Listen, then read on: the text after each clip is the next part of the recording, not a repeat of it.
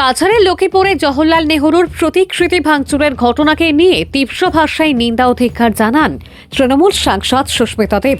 কাছাড় জেলার লক্ষ্মীপুর বিধানসভা এলাকার পয়লাপুল চৌমাথায় স্থাপিত ভারতের প্রথম প্রধানমন্ত্রী জওহরলাল নেহরুর প্রতিকৃতি ভাঙচুরের ঘটনায় অঞ্চল জুড়ে চাঞ্চল্যের সৃষ্টি হয়েছে।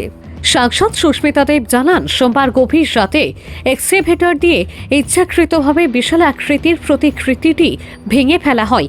এই ঘটনার পরিপ্রেক্ষিতে তৃণমূল সাংসদ সুস্মিতা দেব জেলা শাসককে চিঠির মাধ্যমে দাবি জানিয়েছেন অতি সত্বর এই ঘটনার সাথে জড়িত দুষ্কৃতিকারীদের বিরুদ্ধে কঠোর পদক্ষেপ গ্রহণ করার জন্য জেলা শাসককে একটা চিঠির মাধ্যমে দাবি জানিয়েছি। যেভাবে পয়লাপুলে দেশের প্রথম প্রধানমন্ত্রী পণ্ডিত নেহরুর মূর্তিটা ভেঙে দেওয়া হয়েছে এবং প্রমাণ আছে যে এক্সকেভেটর দিয়ে ভাঙা হয়েছে, এটা কিভাবে হলো? আজকে প্রশাসন বলছে যে আমরা মূর্তিটা আবার সঠিক জায়গায় লাগিয়ে দিব, কিন্তু আমার প্রশ্নটা হলো এটা ভাঙা কেন হলো, কে ভাঙলো? এবং এই ধরনের যদি কাজ হয় তো পুলিশ আর প্রশাসনের প্রতি আজকে কতটুক মানুষের ভয় আছে বা আস্থা আছে, এটা নিয়ে একটা বড় প্রশ্নচিহ্ন। আমরা দেখতে পেয়েছি লাস্ট 4-5 দিনের মধ্যে অনেকগুলো ঘটনা শিলচরে ঘটেছে।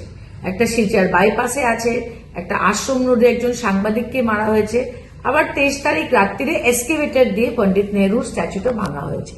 আমি ডিসির কাছে স্পষ্টভাবে ডিমান্ড জানিয়েছি যে স্ট্যাচুটা তো আবার লাগাতে হবেই, প্রশাসনের খরচায় হোক বা জারি খরচায় হোক, কিন্তু এটা কে ভেঙেছে, এই সাহসটা কে করলো, এইটা নিয়ে পুলিশ ইনভেস্টিগেশন হতে হবে, আর কগনিজেবল অফেন্স থাকলে অ্যারেস্ট হতে হবে।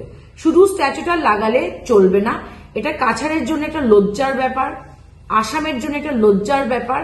আর আমি মনে করি দেশে যদি এই খবরটা যায় যে কাছাড় জেলার একটা সমষ্টিতে যেখানে একটা এত প্রতাপ এবং প্রভাবশালী মন্ত্রী আছেন, এই ধরনের বেআইনি ক্রিমিনাল কাজ চলছে, এই মেসেজটা কি?